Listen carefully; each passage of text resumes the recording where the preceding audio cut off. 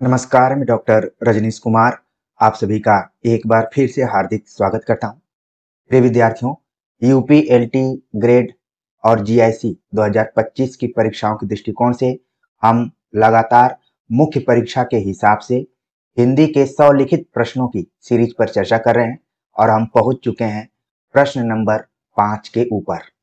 आज का ये प्रश्न बहुत ही महत्वपूर्ण है, चाहे वो यूपी एलटी की बात करें, जीआईसी की बात करें, यूपी पीसीएस मेंस की बात करें या फिर यूजीसी नेट की बात करें। हर एग्जाम में ये टॉपिक आपको पढ़ने को मिल जाएगा, तो इसको उम्मीद करता हूं कि अंत तक आप देखेंगे और समझेंगे। प्रिय विद्यार्थियों, हमने इस प्रश्न का उत्तर तैयार करते समय यूपी पीसीएस मेंस के क्वेश्चन पेपर को भी देखा, तो उसमें अलग अलग ढंग के प्रश्न पूछे गए थे।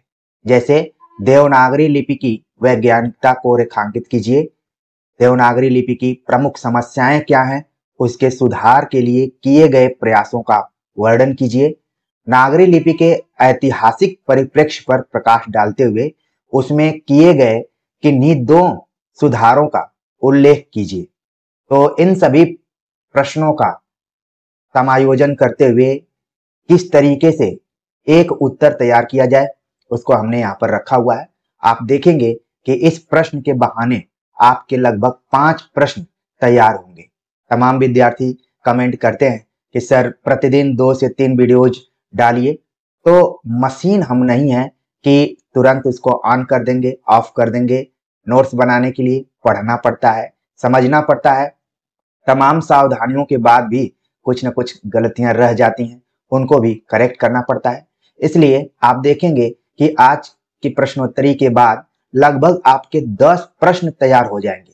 देखने में ये लग रहा है कि 5वां प्रश्न है, लेकिन अगर आप देवनागरी लिपि के नामकरण को समझेंगे, विकास को समझेंगे, विशेषताओं को जानेंगे, उसकी सीमाओं को जानेंगे और सुधार के किए गए प्रयासों को समझेंगे, तो आपको खुद ब खुद ये एहसास होने लगेगा कि नहीं, इसी तरीके से हमें पढ़ाई करना है। अगर रेस में, दौड़ में भाग ले रहे हैं तो शुरुआत धीमी करनी है और अंत में जाकर अपनी गति को तेज बढ़ानी है।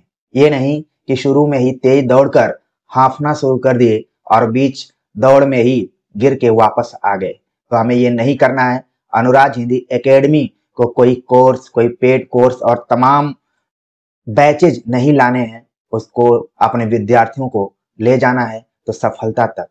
तो इसी उम्मीद के साथ आप जुड़े रहिए। एक कमेंट आप लोगों का और आता है कि कॉपी किस तरीके का हम प्रयोग करें। हम इन सारी चीजों को पहले ही आप सभी को बता दिए हैं, लेकिन नए विद्यार्थी आते हैं, उनको लगता है कि शायद वो पहली बार बता रहे हो कि सर इसके बारे में बता दीजिए। क्योंकि मैं शिक्षक बाद में हूँ, पहले परीक्षार्थी हूँ, आपके मनोभावों को समझता हूँ, इसके बाद ही आपके सामने चीजों को प्रस्तुत करता हूँ। तो यहाँ पर हमने कॉपी के बारे में बताया था कि आप A4 साइज की प्लेन कॉपी ले लीजिए। मार्केट में बनी बनाई भी कॉपी जाती हैं जो दोनों साइड से यहाँ पर लाइनिंग की जाती है और बीच में प्लेन रहता है। क्योंकि इस तरीके की कॉपी पर लिखेंगे तो आपकी राइटिंग थोड़ी ठीक होगी और सीधा सीधा लिखने का प्रयास करेंगे। मान लीजिए एग्जाम में लाइनिंग वाला आ जाता है तो भी आप आराम से कर लेंगे। अगर एग्जाम में कई बार हमने देखा है मेंस की कॉपी बिंदी बिंदी वाली लाइनिंग वाली होती है, इस टाइप से, ठीक है, तो ऐसी भी कॉपी मिल सकती है, लाइनिंग वाली भी मिल सकती है ऐसे, या फिर प्लेन भी मिल सकती है। क्वेश्चन बने लिखे रहेंगे और उम्मीद के अनुसार कितने शब्दों में लिखना है तो उतना दूर छोड़ के फिर दूसरा क्वेश्चन रहेगा, ऐसी कॉपी भी मिल सकती है। तो आप प्लेन कॉपी पर ही अभ्यास कीजिए जिससे कि आपकी राइटिंग में सुधार आए और सीधापन रहे। क्योंकि आज हम देवनागरी लिपि पर बात कर रहे हैं तो इसमें लिखने की कला के ऊपर भी हम चर्चा करेंगे।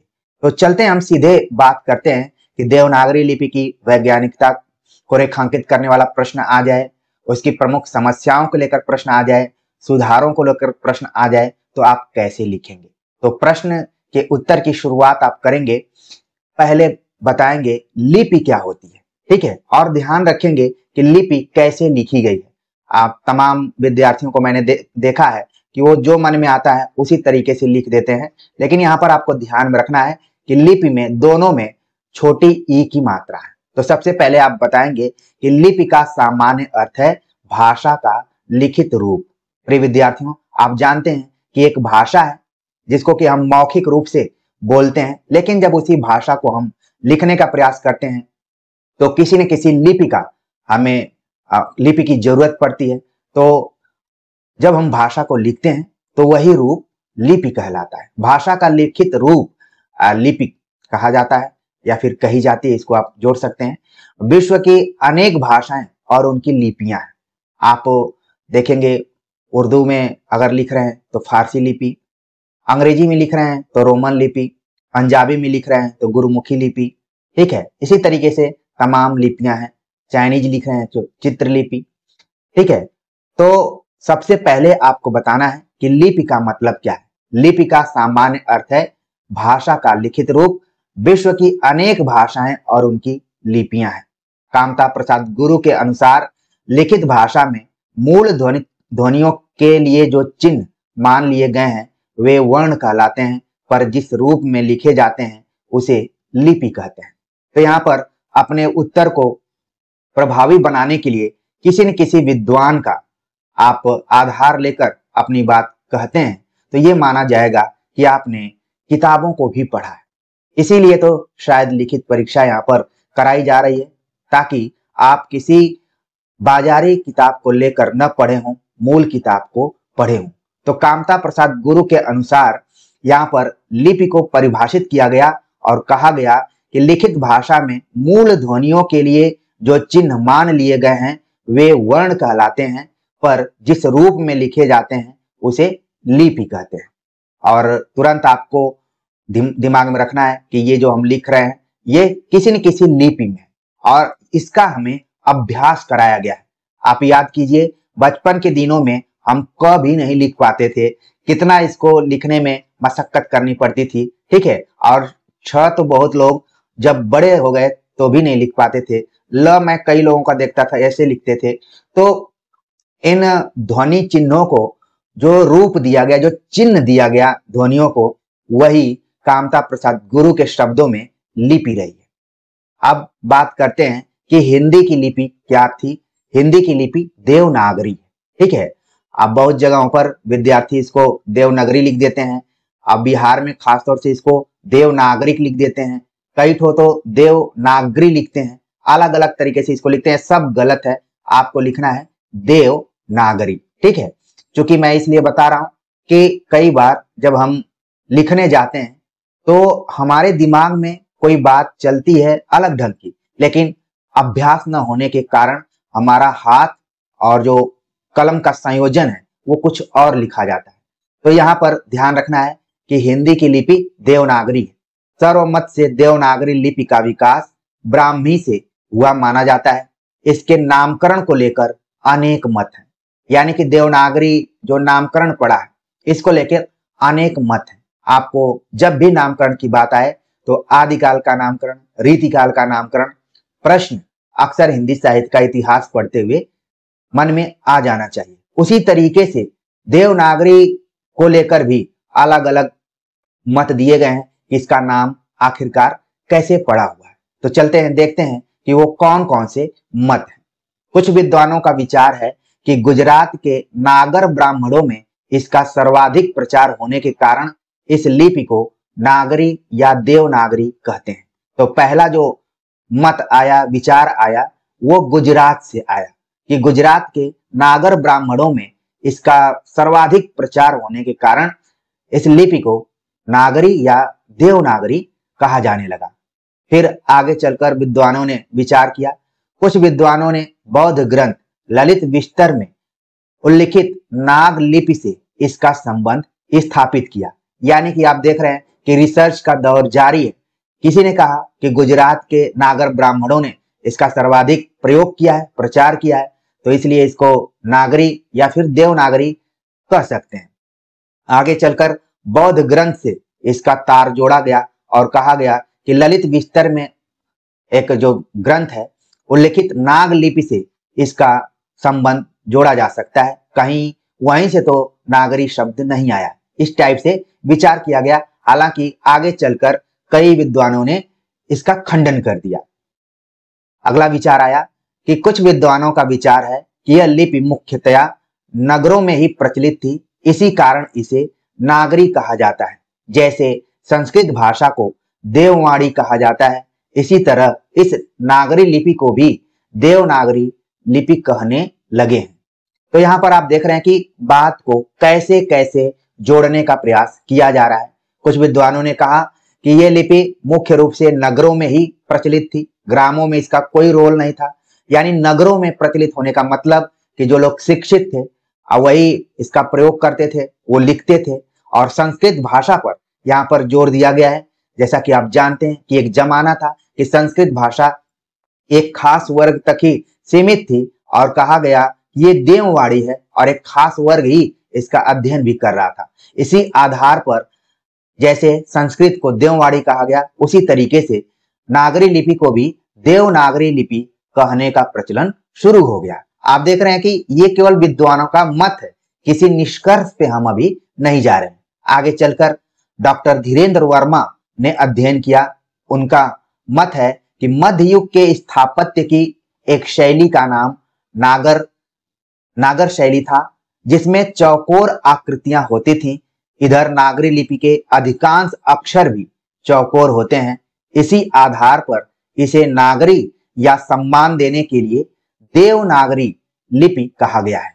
तो धीरेन्द्र वर्मा ने एक शैली से, वो भी स्थापत्य शैली है, जैसा कि आप जानते हैं, इतिहास पढ़ते होंगे तो नागर शैली और बेसर शैली का प्रयोग किया जाता है। संस्कृत कल्चर का पोर्शन आप पढ़ेंगे तो वहां पर इसकी चर्चा की जाती है, खास तौर से मंदिरों की दृष्टिकोण से या फिर जो भी घर बनाए जाते थे उसके हिसाब से। तो धीरेन्द्र वर्मा का कहना था कि मध्य युग में एक स्थापत्य शैली थी जिसका नाम नागर था, और नागर शैली में भी जितने भी चीज बनाई जाती थी वो चौकोर ही बनाई जाती थी। तो उन्होंने देखा कि जो देवनागरी के अक्षर या वर्ण है, एक विद्यार्थी ने कमेंट किया कि अक्षर और वर्ण में क्या अंतर है। बहुत खास अंतर नहीं है, बस समझने का अंतर है, दोनों का मतलब एक ही है, ठीक है। और अगर कोई जबरदस्ती कर रहा है तो फिर उसके आगे हम तर्क नहीं दे सकते।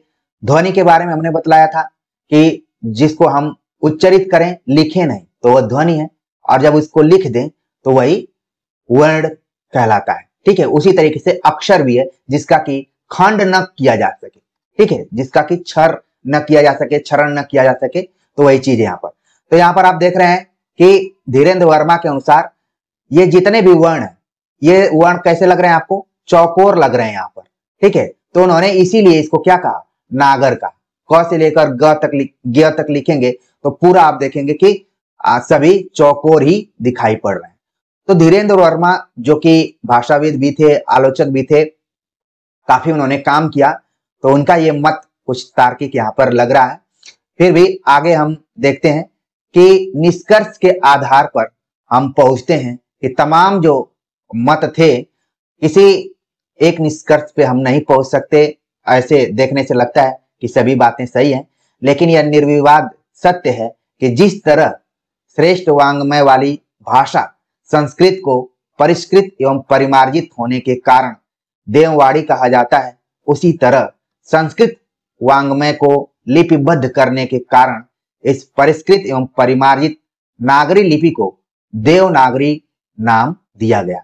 तो कहीं न कहीं देवनागरी को संस्कृत से जोड़ दिया गया और उसकी जो लिपि है वो भी देवनागरी में ही है, संस्कृत की। तो यहां से अंत में इस निष्कर्ष पे लोग पहुंचे, ठीक है। कुछ निष्कर्ष भावनात्मक रूप में होते हैं, आपको आंसर में ये सारी बातें बता देनी है, इसको लेकर बहुत डिस्कस आपको नहीं करना है, समय प्रबंधन का ध्यान भी रखना है, क्योंकि यहाँ पर केवल आपको बताना है कि आप लिपि के बारे में जानते हैं, आप देवनागरी के नामकरण को लेकर क्या क्या मत रहे हैं उनके बारे में आपने पढ़ा है। मत तो लगभग 10-12 थे, लेकिन हमने मुख्य ही यहाँ पर रखा हुआ है, जिससे कि आपका आंसर जितने शब्दों में लिखना है उतने में कवर हो जाए और ये भी पता चल जाए कि आपने पढ़ा है, ठीक है। अब हम बात करते हैं देवनागरी लिपि के विकास के ऊपर कि देवनागरी लिपि का विकास कैसे हुआ। देवनागरी लिपि का सर्वप्रथम प्रयोग गुजरात के नरेश जयभट्ट, जिनका समय 7वीं 8वीं शती के आसपास में था, उनके एक शिलालेख में मिलता है, जिसका उल्लेख आचार्य रामचंद्र शुक्ल ने अपने इतिहास ग्रंथ में भी किया हुआ है। तो देवनागरी लिपि का सर्वप्रथम प्रयोग गुजरात, आप देख रहे हैं कि शुरू में नामकरण को लेकर भी गुजरात को जोड़ा गया, और जब विकास की बात की जा रही है तो उसको भी हम गुजरात से जोड़ रहे हैं। ठीक है, तो गुजराती भाषा अगर आपने देखा होगा तो उसकी भी लिपि देवनागरी में ही है, बस सिरो रेखा वहां पर नहीं लगाई जाती, ऐसे ही लिखा जाता है सब। आप थोड़ा सा भी ध्यान देंगे तो इसको पढ़ भी सकते हैं। तो देवनागरी लिपि का सर्वप्रथम प्रयोग गुजरात के नरेश जयभट्ट के एक शिलालेख में मिलता है। 8वीं शताब्दी में राष्ट्रकूट नरेशों में भी यही लिपि प्रचलित थी, और 9वीं शताब्दी में बड़ौदा के ध्रुवराज ने भी अपने राज्यादेशों में इसी लिपि का प्रयोग किया था। तो एक तरीके से आप देख रहे हैं कि गुजरात के जयभट्ट, राष्ट्रकूट नरेश और बड़ौदा के ध्रुवराज, इन सभी राजाओं ने जो भी शिलालेखों पर लिखवाने का प्रयास किया तो देवनागरी लिपि में ही लिखवाया। तो पहला तो यहां से स्रोत पता चलता है। आगे अगर हम बात करें तो विजयनगर राज्य और कोंकण में भी इसी देवनागरी लिपि का प्रचार था। इसी आधार पर कुछ विद्वान यह स्वीकार करते हैं कि देवनागरी का विकास सर्वप्रथम दक्षिण में ही हुआ था, और वहीं से बाद में यह लिपि उत्तर भारत में प्रचलित हुई। न जाने आप लोगों के दिमाग में एक बात आ रही है कि नहीं आ रही है, तमाम लोगों के दिमाग में आ गई होगी, मेरे संकेत को समझ गए होंगे कि जिस तरीके से भक्ति काल का उदय कैसे हुआ, भक्ति कैसे फैली, कुछ न कुछ यहाँ पर समानता नागरी लिपि से भी दिखाई दे रही है। कुछ विद्वानों का मानना है कि देवनागरी का विकास दक्षिण में हुआ, जिसको कि आप देखेंगे कि नंदी नागरी नाम से भी जाना जाता है। यूपी हायर में एक बार प्रश्न पूछा जा चुका था कि दक्षिण में देवनागरी को किस नाम से जाना जाता है, तो नंदी नागरी नाम से जाना जाता था। अब दक्षिण में इसका विकास हुआ, लेकिन उत्तर में ये आकर प्रचलित हो गई। तो एक तरीके से एक बार फिर से आपको भारत का मैप देखना पड़ेगा, यानी कि यहाँ से नागरी लिपि का विकास होता है और इधर आके फैल जाती है। तो ऐसा लग रहा है कि आप नागरी लिपि के साथ साथ भक्ति को भी पढ़ रहे हैं। इसी तरीके से कोरिलेट करके अगर आप पढ़ते हैं तो चीजें जुड़ेंगी और आपका मानसिक विकास भी होगा। ठीक है, तो विजयनगर राज्य और कोंकण में देवनागरी लिपि का प्रचार था, और कुछ विद्वानों का, चूंकि आप जानते हैं कि विजयनगर इधर ही साउथ में ही था, तो कुछ विद्वानों का मानना था कि देवनागरी का विकास दक्षिण में हुआ और बाद में यह लिपि उत्तर भारत में प्रचलित हुई। वैसे यह लिपि भारत के सर्वाधिक क्षेत्र में प्रचलित रही है। उत्तर प्रदेश, बिहार, मध्य प्रदेश, महाराष्ट्र, राजस्थान, गुजरात आदि राज्यों में के शिलालेख, ताम्रपत्र, हस्तलेख, प्राचीन ग्रंथ आदि में देवनागरी लिपि अधिक मिली। ठीक है, एक घटना आपको मैं बताना चाहूंगा कि जेएनयू के लाइब्रेरी में एक बार मैं पढ़ने गया हुआ था, और वहीं पर मराठी अखबार रखा था, और जल्दबाजी में मैं जाकर उसको पढ़ने लगा। तो ऑलरेडी पहले से ही कोई मराठी विद्यार्थी वहां पर उस अखबार को पढ़ रहा था। जब वो देखा कि मैं उस अखबार को उठाया तो आकर हमसे पूछना शुरू कर दिया कि महाराष्ट्र में आप कहाँ से हैं। तो मैंने कहा कि मैं तो उत्तर प्रदेश का हूँ। तो कहा कि आप मराठी अखबार पढ़ रहे हैं। तो वहां पर देवनागरी लिपि को लेकर मैं भ्रमित हो गया। बाद में मैंने हेडिंग वोडिंग देखा तो मुझे लगा कि अरे ये कौन सा अखबार उठा लिया।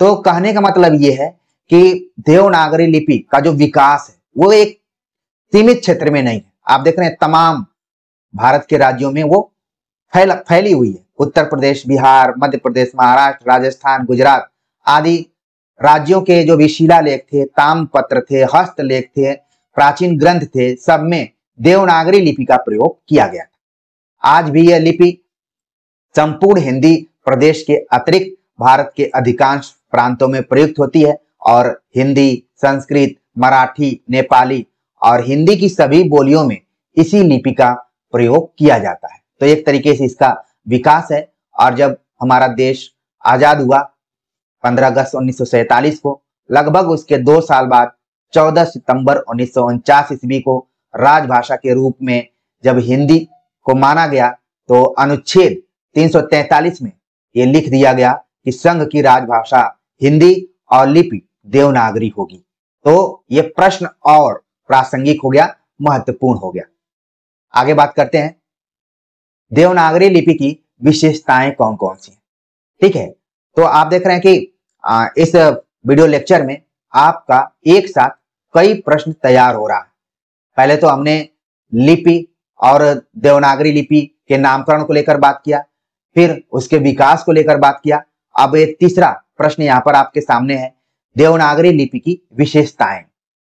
जितने भी यहाँ पर चीजें आपको बताई जा रही हैं, एक ही प्रश्न में नहीं लिखना है, अलग अलग प्रश्न के मुताबिक आपको लिखना है। और प्रश्न कैसे पूछे जा रहे हैं हमने शुरू में ही इंट्रो में बता दिया, इसलिए कभी भी इंट्रो को स्किप मत कीजिए, उसको देखिए, क्योंकि इंट्रो में व्यक्ति तरोताजा होता है और जो भी महत्वपूर्ण चीजें होती हैं उसको बता देता है। तो इसलिए समय का ऐसा मत मानिए कि देख लेंगे इंट्रो तो आपका समय बर्बाद हो जाएगा। समय तो निरंतर चलता रहेगा, बर्बाद कुछ नहीं होता है। हो सकता है कि आपका ही कोई महत्वपूर्ण बिंदु छूट जाए। तो अब हम बात करेंगे देवनागरी लिपि की विशेषताएं क्या क्या है।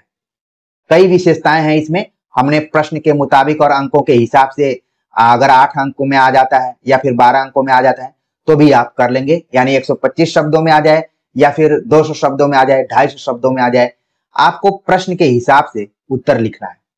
तो पहली विशेषता है वैज्ञानिक ढंग से क्रमबद्ध। इसीलिए देवनागरी लिपि को वैज्ञानिक लिपि भी माना जाता है। क्यों माना जाता है? एक एक पॉइंट जब आप देखेंगे तो आपको लगेगा कि हाँ, अन्य लिपियों के मुकाबले इसको वैज्ञानिक कहा जा सकता है, हालांकि इसमें दोष भी हैं। तो सबसे पहले हम इसकी वैज्ञानिकता को रेखांकित करते हैं। वैज्ञानिक ढंग से क्रमबद्ध है। देवनागरी लिपि में स्वर और व्यंजन को अत्यंत वैज्ञानिक ढंग से क्रमबद्ध किया गया है। इसमें 11 स्वर और 33 मूल व्यंजन है, साथ ही 4 संयुक्त व्यंजन है, छ, त्र, ज्ञ और श्र। द्विगुण व्यंजन है जैसे अड़, ढ आदि को शामिल किया गया है। समग्रता, देवनागरी लिपि की दूसरी खास विशेषता है कि उसमें समग्रता है। यह लिपि अत्यंत गत्यात्मक एवं व्यावहारिक है, इसीलिए इसमें आवश्यकता अनुसार अनेक ध्वनि चिन्हों का समावेश होता रहा है। यह बाएं से दाएं की ओर लिखी जाती है। ठीक है, बाएं से दाएं की ओर लिखी जाती है। इस चीज को आप लिख कर भी देख सकते हैं। ठीक है, तो इसमें समग्रता है।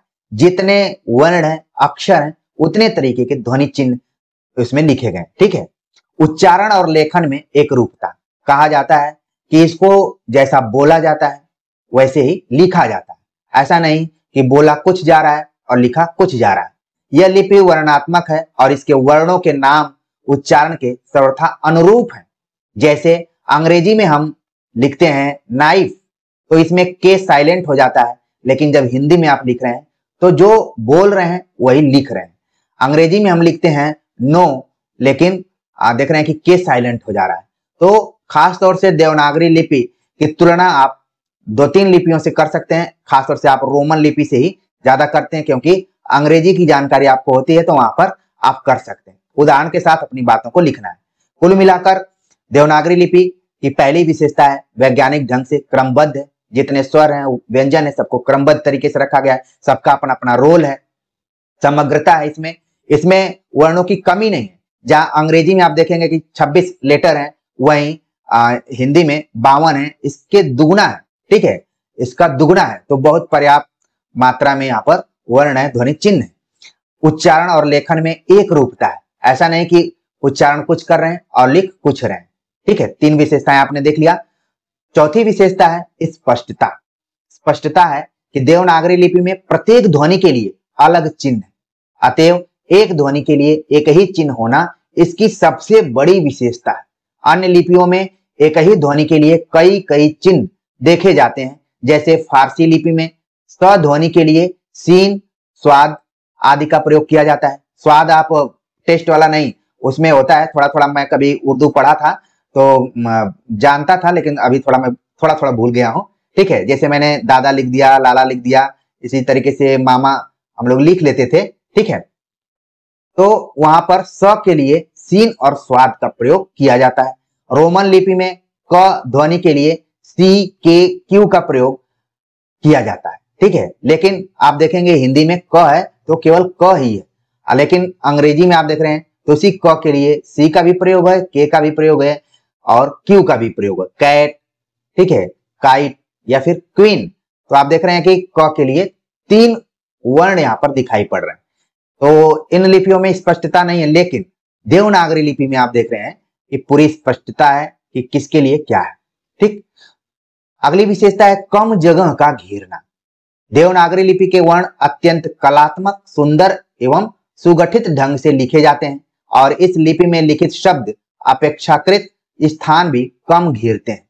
जैसे देवनागरी लिपि में लिखित महेश्वर की अपेक्षा रोमन लिपि में लिखित महेश्वरा अधिक स्थान घेरता है। और मैंने देखा है कि जैसे हमने राम लिखा, अंग्रेजी में कई लोग बोलते हैं रामा, ठीक है। एक जगह मैंने देखा लिखा कर्ण, तो एक बच्चा ने कहा कर्णा, ठीक है। तो ऐसे भी अभी कर्ण को कर्णा बोल दिया जाए तो गुस्सा आ जाएगा, राम को रामा बोल दिया जाए तो अच्छा नहीं लगेगा, ठीक है। इसी तरह कृष्ण को कृष्णा। तो इंग्लिश में आप देखते हैं कि ज्यादा स्थान घेरा जाता है। यहाँ पर आप इस चीज को देख भी सकते हैं, ठीक है। इन छोटी छोटी चीजों को भी विशेषता के रूप में रखा गया है। निश्चितता अगली विशेषता है कि देवनागरी लिपि की सबसे बड़ी विशेषता यह है कि इसमें वर्णों के उच्चारण निश्चित हैं और वे प्रत्येक स्थान पर उसी प्रकार उच्चारण किए जाते हैं, जबकि अन्य लिपियों में कोई अक्षर कहीं बोला जाता है और कहीं कुछ बोला जाता है। जैसे उदाहरण दिया गया, बट को यहाँ पर बट लिख दिया गया, फुट लिख दिया गया। तो स्पेलिंग में कोई अंतर नहीं है, लेकिन उच्चारण में अंतर है। लेकिन हमने जो देवनागरी लिपि में लिखा है, जैसा लिखा है उसी तरीके से उच्चारण किया गया है, यानी कि इसमें निश्चितता है जो कि इसकी वैज्ञानिकता के तरफ संकेत करती है। तो ये कुछ इसकी विशेषताएं थी। विशेषताएं और भी थी, लेकिन मेन हमने लिख दिया है ताकि आप एग्जाम में इतना भी लिख देते हैं तो आपका उत्तर अच्छा माना जाएगा, ठीक है। अब हम बात करते हैं, सबसे बड़ी बात यह है कि वैज्ञानिक होने के बाद भी इसमें सुधार के प्रयोग किए गए। देवनागरी लिपि के सुधार के प्रयास किए गए कि भाई इसको और सरल किया जाए। चूंकि ये जमाना और अलग ढंग का था, आप जानते हैं कि लिपि को लेकर आंदोलन भी चला था। देवनागरी लिपि जो भी इसमें न्यायालय में इसको मान्यता मिली, इसमें मदन मोहन मालवीय इत्यादि ने काफी काम किया नागरी लिपि को लेकर। बहुत सारे लोगों ने आंदोलन चलाया, ठीक है। तो इसको लेकर तमाम सुधार करने के प्रयास किए गए हैं, उन पर हम बात करेंगे और देखेंगे कि कितने प्रयास किए गए। तो पहला प्रयास, सबसे पहले जो प्रयास किया गया देवनागरी लिपि में सुधार करने की ओर, सर्वप्रथम बंबई राज्य के विद्वानों का ध्यान गया और महादेव गोविंद राणा डे ने एक सुधार की योजना तैयार की। उसके बाद महाराष्ट्र साहित्य परिषद पुणे ने एक लिपि सुधार समिति का गठन किया और मराठी साहित्य सम्मेलन के वार्षिक अधिवेशन में इस प्रश्न पर विचार विमर्श करके एक प्रस्ताव भी पारित किया गया। यानी कि सबसे पहले देवनागरी में सुधार लाने का प्रयास किया गया, तो वो बंबई से इसकी शुरुआत हुई और शुरुआत करने वाले थे महादेव गोविंद राणा डे। इतिहास में इनको आपने पढ़ा होगा। इसके बाद दूसरा नाम आता है लोकमान्य तिलक का। लोकमान्य तिलक ने 1904 ईस्वी में अपने पत्र केसरी में इस सुधार की चर्चा की और 1926 ईस्वी तक उन्होंने टाइपों में छटाई करते करते 190 टाइपों का एक फॉन्ट निर्मित कराया जो तिलक टाइप के नाम से प्रसिद्ध है, ठीक है। यहाँ पर इस डेट को थोड़ा सा देखना पड़ेगा, ठीक है। 1920 उसके आसपास में तो तिलक शायद थे ही नहीं, ठीक है। तो यहाँ पर हम इसको जोड़ लेते हैं, 1906 इसको कर सकते हैं, ठीक है। तो कहने का मतलब आपको बस इतना थोड़ा सा ध्यान रखना है कि 1904 ईस्वी में जब इन्होंने केसरी नामक पत्र का संपादन किया तो देवनागरी लिपि की सुधार की जो चर्चा थी उस पर इनका ध्यान गया और इन्होंने 190 टाइपों का एक फॉन्ट निर्मित किया जिसका नाम था तिलक टाइप, ठीक है। तो इसको आपको ध्यान में रखना है। इसके बाद और भी बहुत सारे व्यक्तित्व थे, जिसमें वीर सावरकर, महात्मा गांधी, विनोबा भावे और काका कालेलकर। इन लोगों ने भी इस लिपि को सरल एवं सुगम बनाने का प्रयास किया। इसके बारे में हरिजन में काका कालेलकर का एक लेख छपा जिसमें यह सुझाव दिया गया कि अ पर मात्राएं लगाकर सभी स्वरों की जानकारी कराई जा सकती है, जैसे अ, आ, ई, आ, ओ, ठीक है। इस तरीके से तमाम यहाँ पर अ पर मात्राएं दी गई हैं। ठीक है, जैसे हम लोग पहले पढ़ा करते थे। ठीक है, अ आ इसी पर मात्रा पूरी दी गई है। इसको आप पूरा नोट कर सकते हैं। थोड़ा सा टाइपिंग में यहाँ पर एरर हुआ है, फिर भी आप सुधार लिए होंगे। ठीक है, तो अ पर ही तमाम मात्राएं, अ पर आ की मात्रा, छोटे ई की मात्रा, ठीक है, ओ की मात्रा, ठीक, औ की मात्रा, छोटा ऊ की मात्रा, बड़ा ऊ की मात्रा, ए की मात्रा अ पर, ऐ की मात्रा, ठीक, तमाम मात्राएं अ पर ही लगाकर उन्होंने सुझाव दिया कि किया जाए। ठीक है, लेकिन आगे चलकर विनोबा भावे ने लोक नागरी, इनका एक पत्र था, उसके माध्यम से इस सुधार के लिए जनमत को जागृत करने का प्रयास किया कि जो हम लोग सुधार कर रहे हैं वो किसी पर थोपा ना जाए, लोगों का क्या मानना है। तो उस समय गुजराती में तो एक शीघ्र सुधार हुआ था कि उसमें से वर्णों के ऊपर से शिरोरेखाएं हटा दी गई। इसका प्रभाव देवनागरी लिपि पर भी बहुत पड़ा और बहुत से लोग शिरोरेखाहीन देवनागरी लिपि लिखने लगे। जैसे अभी आप देखेंगे कि हम जब लिखते हैं तो शिरोरेखा दे देते हैं, ये शिरोरेखा है। और कई बार हमने देखा कि बहुत सारे मित्र बिना शिरोरेखा दिए ही लिखते हैं। ठीक है, शिरोरेखा ही गुजराती में आप देखेंगे शिरोरेखा उसमें होती ही नहीं। ठीक है, उसका प्रभाव देवनागरी लिपि पर भी दिखाई पड़ता है। तो थोड़ा सा शिरोरेखा नहीं होती है तो अक्षर उदास लगते हैं। लेकिन अगर कोई गुजरात में लिखता होगा या वहां पे गुजराती भाषा में, तो शिरोरेखा नहीं अगर वो लगा रहा है तो भी उसका काम चल जाएगा। ठीक है, दोनों तरीके से लिखा जा सकता है। लेकिन कुल मिलाकर है कि हम जब बात कर रहे हैं तो ये प्रतियोगिता का दौर है, किसमें आपके अक्षर अच्छे लगते हैं वही आपको करना है। ठीक है ना, इसमें बहुत वो नहीं है कि आप पूछना शुरू कर दें कि मैं शिरोरेखा नहीं लगाता हूं तो फिर क्या होगा। कुछ नहीं होगा, बस आप टू द पॉइंट अपने उत्तर को लिखिए, आपको अच्छे नंबर मिलेंगे, समझ में आना चाहिए।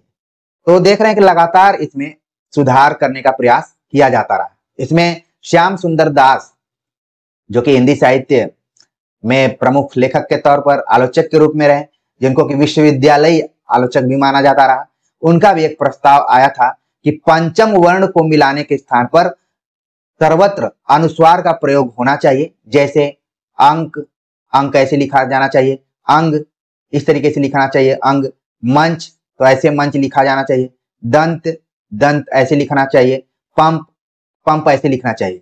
जैसे हम लोग गंगा लिखते हैं तो बहुत लोग बोलते हैं कि क्या आपने सही लिखा है। ठीक है, कईयों का मानना है कि गंगा ऐसे लिखेंगे तभी सही मायने में गंगा आपने लिखा है।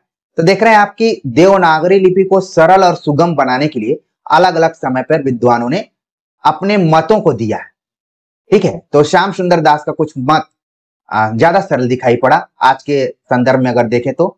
इसके बाद डॉक्टर गोरख प्रसाद का भी प्रस्ताव आया कि जितनी भी मात्राएं लगाई जाएं वे सभी व्यंजनों के पश्चात दाहिनी ओर लगाई जानी चाहिए। ऐसा नहीं कि कहीं बाईं ओर, कहीं दाईं ओर, कहीं ऊपर, कहीं नीचे लगाई जाएं। तो गोरख प्रसाद ने कहा कि भाई कब छोटी की मात्रा लग जा रही है, कब बड़ी की मात्रा लग जा रही है, कब छोटा हो कब बड़ा हो, बड़ा ये डिस्टर्बिंग हो जाता है। और बहुत बार आज के जो विद्यार्थी हैं उनको भी कंफ्यूज होता है। ठीक है, आप बोलते हैं कि इधर मात्रा लगेगी सर कि इधर मात्रा लगेगी, तो बताना पड़ता है क्योंकि इन चीजों को हम सब अपने दिमाग में फिक्स किए हुए हैं। कोई जन्मजात इन सारी चीजों को नहीं जान रहा है, उसको पढ़ते पढ़ते समझते समझते अपने दिमाग में फिक्स किया गया है कि कौन सा शब्द कैसे लिखना है।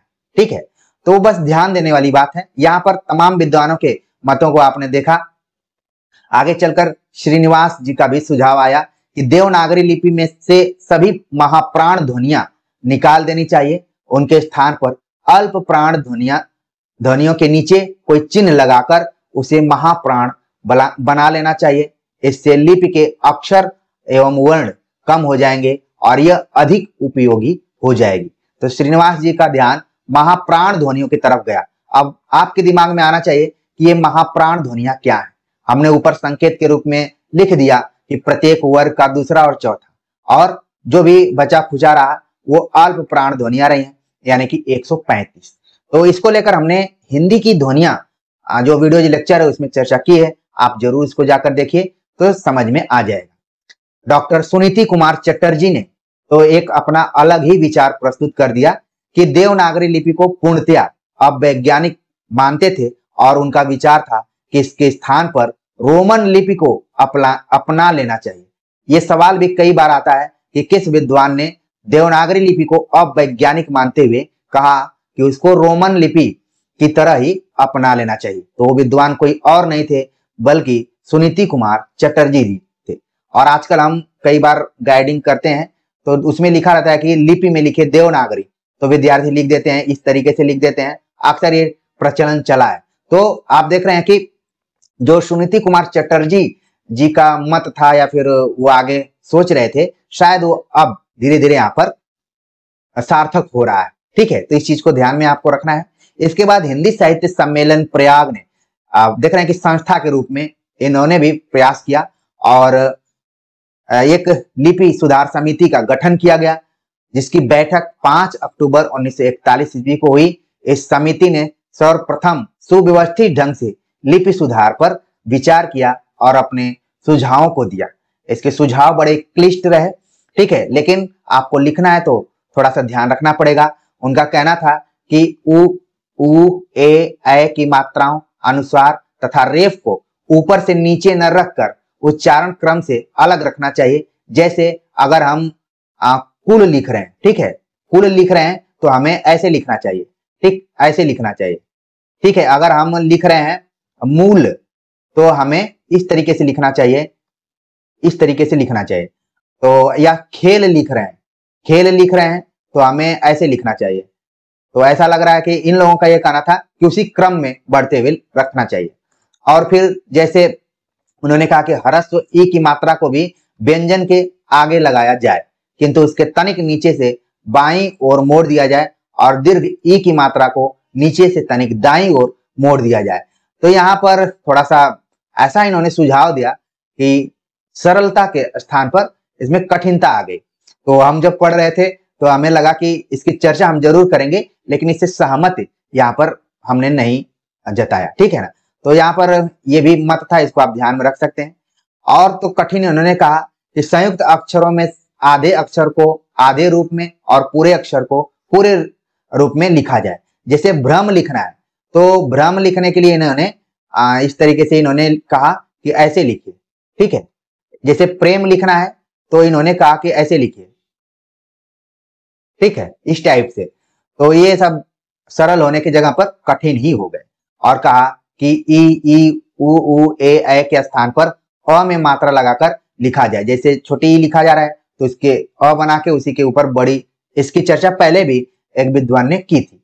तो इससे हम बहुत सहमत नहीं रहे, लेकिन जानकारी के लिए आप जरूर ध्यान में रखिए। अगर समय रहे, अगर प्रश्न संस्थाओं को लेकर आ जाए तो हिंदी साहित्य सम्मेलन का लिखना पड़ेगा। अगर नहीं आ रहा है तो इसको आप इसकी भी कर सकते हैं। अगला जो सुधार था 1947 ईस्वी में उत्तर प्रदेश सरकार ने आचार्य नरेंद्र देव की अध्यक्षता में एक लिपि सुधार समिति का गठन किया। इस समिति ने पूर्ववर्ती सभी सुझावों का अध्ययन करके अपने ये सुझाव प्रस्तुत किए। अ की 12 खड़ी भ्रामक है। जैसे अ की जो 12 खड़ी थी, जैसे हम लोगों ने पढ़ा होगा, आप लोगों ने भी पढ़ा होगा, ऐसा नहीं है, बचपन के दिनों में यही सब हमें पढ़ना रहता था और हम लोग याद करते थे, इसी के लिए मार भी खाते थे, क्या से क्या नहीं हुआ होगा, ठीक है। तो इन्होंने कहा कि जो 12 खड़ी है ये बड़ा भ्रामक है कि कहाँ पर छोटी की मात्रा, कहाँ पर बड़ी की मात्रा, कहाँ पर छोटाऊ की मात्रा, कहाँ पर बड़ाऊ की मात्रा, ये क्या है, भ्रामक है। मात्राएं यथास्थान बनी रहे किंतु उन्हें थोड़ा दाहिनी ओर हटाकर रखा जाए। अनुस्वार पंचम वर्ण की जगह सर्वत्र एक बिंदी का प्रयोग किया जाए। उनका चौथा सुझाव था कि पाई वाले व्यंजनों को छोड़कर संयोग में हलंत चिन्ह लगाया जाए, ठीक है। तो जैसे हम प्रयोग करते हैं चिन्ह, इस टाइप से, और जितने भी शब्द हैं, तो यहाँ पर आचार्य नरेंद्र देव का जो भी सुझाव रहा कि पाई वाले व्यंजनों को छोड़कर संयोग में हलंत चिन्ह का चिन्ह लगाया जाए। और पांचवा सुझाव था कि ल को वर्णमाला में स्थान दिया जाए। तो आप देख रहे हैं कि हाल फिलहाल में केंद्रीय हिंदी समिति द्वारा 2025 ईस्वी में ही हिंदी के लिए 53वें वर्ण के रूप में ल को मान्यता मिली है। तो इसकी चर्चा 1947 ईस्वी के आसपास में ही हुई थी, ऐसा नहीं है कि ये पहली बार आया हुआ है। तो आपने देखा कि जो भी आचार्य नरेंद्र देव की अध्यक्षता में समिति गठित की गई थी, उसके जो भी सुझाव थे कि अ की 12 अक्षरी भ्रामक है, ठीक है, मात्राएं किधर लगानी है, अनुस्वार पंचम वर्ण की जगह सभी जगहों पर एक अनुस्वार चिन्ह का प्रयोग किया जाए, ठीक है, पाई वाले व्यंजनों को छोड़कर संयोग में हलंत चिन्ह लगाया जाए, ल को वर्णमाला में स्थान दिया जाए। आगे चलकर 1953 में डॉक्टर राधाकृष्णन की अध्यक्षता में एक परिषद की बैठक लखनऊ में हुई, जिसमें अनेक प्रांतों के मुख्यमंत्री तथा शिक्षा मंत्री, अनेक भाषाविद एवं अन्य भाषा शास्त्री वहां पर एकत्रित हुए और उन्होंने लिपि सुधार संबंधी अपने ये सुझाव दिए। क्या सुझाव दिए कि ह्रस्व ई मात्रा और ख, ध, भ, छ के स्थान पर क्रमशः छोटी बड़ी ई की मात्रा तथा मिला हुआ ख, ध, भ, छ अपनाया जाए। ये क्यों बात कही गई? क्योंकि पहले ख ऐसे लिखा जाता था, ठीक है, अब ध को लेकर बड़ा कंफ्यूजन था, ऐसे भी किया जाता था, या फिर भ को लेकर था, ठीक है, एकदम से मिला हुआ रहता था, छ को लेकर था कि ऐसे लिखा जाए या फिर ऐसे लिखा जाए। तो ये कहा गया कि सबको मिला हुआ लिखा जाए, ठीक है ना, तो इस तरीके से लिखा जाता है। संयुक्त वर्णों के स्वतंत्र चिन्हों, जैसे कि यहाँ पर क्र हो गया, ठीक है, छ, त्र, स्र आदि को छोड़ शेष वर्णों को मिलाकर ही लिखा जाए, ठीक है। जैसे यहाँ पर लिखा गया है क्ष हो गया, ठीक है, त्र, ज्ञ और श्र, यही है। अब किसको कैसे लिखना है? जैसे ऐसे लिखा गया था, ठीक है, पहले ऐसे लिखा जाता था, ठीक, इसको ऐसे और इसको ज्ञ को ऐसे, ठीक। तो यहां पर कहा गया कि संयुक्त वर्णों के स्वतंत्र चिन्हों को छोड़कर शेष वर्णों को मिलाकर ही लिखा जाए, ठीक है, इस तरीके से सुझाव दिया गया। तो ये तमाम सुझाव थे जिसमें मुख्यमंत्री, शिक्षा मंत्री और भाषाविद तमाम लोग थे, लेकिन निष्कर्ष क्या निकला? इस प्रकार देवनागरी लिपि में सुधार हेतु समय समय पर सुझाव और प्रस्ताव आते रहे हैं और सरकारों ने भी इसके सुधारने का प्रयास किया है, परंतु अधिकांश व्यक्ति इसके प्राचीन रूपों का ही प्रयोग करते हैं। सुझाव आए, सब चीज आया, लेकिन एक बार जो हम लिखना जान गए और समझ गए कि ये ऐसे ही लिखा जाएगा, उसको लिखते गए और सामने वाला भी उसको उसी हिसाब से समझते हुए सही मानकर चलते गया, ठीक है। तो इस तरीके से आप देखेंगे कि अलग अलग ढंग पे अलग अलग चीजें लिखी जाती हैं और कई बार उसको लोग सही, कई बार गलत बताते हैं। जैसे एक उदाहरण मैं देना चाहूंगा, जैसे पत्नी शब्द हम लिखते हैं, ठीक है, कई जगहों पर बताया जाता है कि जब आ जाए तो इस तरीके से लिखना चाहिए, लेकिन यही प्रचलित हो गया है, ठीक है। और कई बार हम जैसे शांति लिखते हैं तो इस तरीके से मात्रा दे देते हैं, कई बार हम एकदम से उसमें कई बार तो हम ऐसे भी लिख देते हैं, ठीक है, इस टाइप से भी लिखते हैं, ठीक, इस टाइप से लिख देते हैं।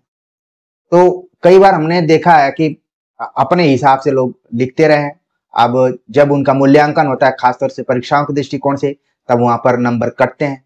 अगर ज्यादा जो प्रचलित शब्द हैं वो गलत होते हैं तो नंबर कटते हैं, अगर जो ज्यादा प्रचलित नहीं है, थोड़े इधर उधर भी हो जाते हैं, तो कोई दिक्कत नहीं है। जैसे यहाँ पर आप देखते हैं स्त्री, एक बार मेरा ये गलत हो गया था, जिससे कि जेएनयू में एक प्रोफेसर ने मेरा एक नंबर काट दिया था, ठीक है। अब मैं इस तरीके से लिख दिया था, उस जमाने में ध्यान नहीं दिया था, तो उन्होंने कहा कि ये तो प्रचलित है, क्योंकि अक्सर कहा जाता है कि जब आधा वर्ण हो तो उसके पहले छोटी की मात्रा होती है, ठीक है, इस टाइप से। तो कुल मिलाकर हमने यहाँ पर देखा कि देवनागरी लिपि के अंदर जो भी सुधार करने का प्रयास किया गया, अलग अलग व्यक्तियों ने करने का प्रयास किया, संस्थाओं ने प्रयास किया, सरकारों ने भी प्रयास किया, तो हमने पूरा विस्तार से आप सभी के सामने बातें रख दी हैं।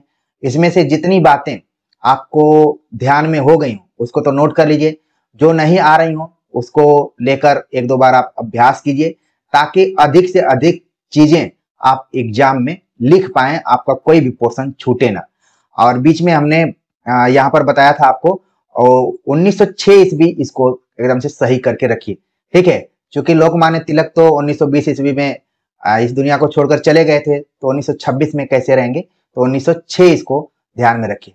तो प्रिय विद्यार्थियों, मुझे पूरा उम्मीद है कि आज का ये वीडियो लेक्चर आप सभी को अच्छा लगा होगा, बहुत सारी चीजें क्लियर हुई होंगी और सबसे बड़ी बात ये आपको पता चली होगी कि लिखित परीक्षाओं में प्रश्नों के उत्तरों को कैसे लिखना है। तो देखने में ये वीडियो लेक्चर एक बैठक में हमने बनाई थी, लेकिन इसमें 4-5 क्वेश्चन समाहित हैं और समझदार के लिए संकेत को माना जाता है कि बहुत है। हमने संकेत आपको दिया कि इसमें 5 क्वेश्चन है, उसको आप नोट कर लीजिए, अपनी कॉपी में लगातार नोट करते जाइए। मिलते हैं इसी तरीके से एक नए टॉपिक के साथ, तब तक के लिए नमस्कार।